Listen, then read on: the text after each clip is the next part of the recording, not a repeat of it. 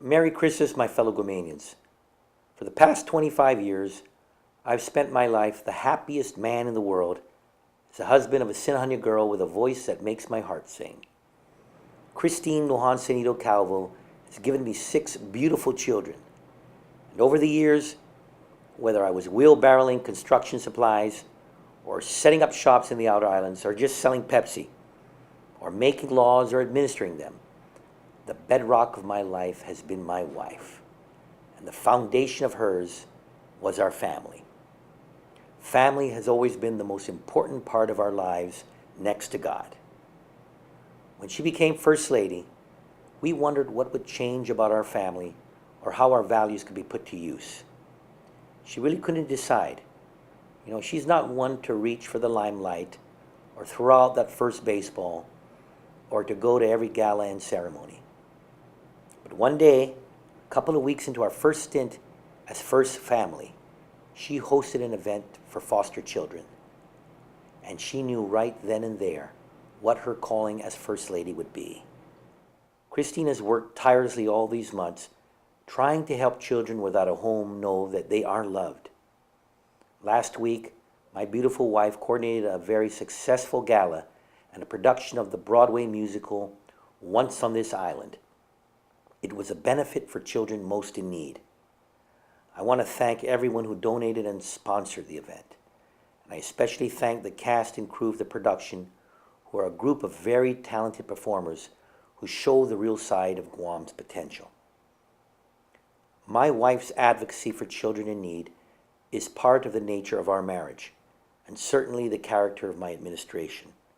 For Ray and I, it is our most important duty and responsibility to speak up for the poor, the homeless, the vulnerable, and suffering and the struggling, and to be a voice for those who cannot speak or defend themselves. Poverty, my dear people, is what we are fighting. And it's not just a poverty of wealth that is gripping our island. For some, it is a poverty of children who live without parents or whose families don't have a roof over their heads. For others, it is a poverty of inequality and inaccessibility as they live with disabilities that go ignored. For many, it is a poverty of abuse and neglect.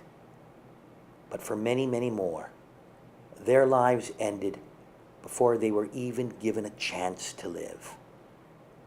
There are no accurate numbers on how many babies in America and Guam have died to abortion.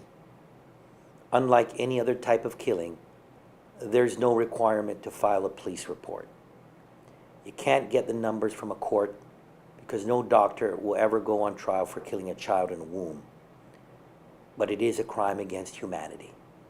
A poverty so great, it rips at the core of who we are as a loving and giving and joyous people.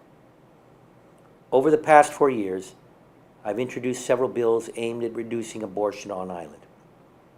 Unfortunately, the majority switched, and my pro-life bills, along with one good bill by the good Senator Dennis Rodriguez, have been stalled in the legislature like no other measure has.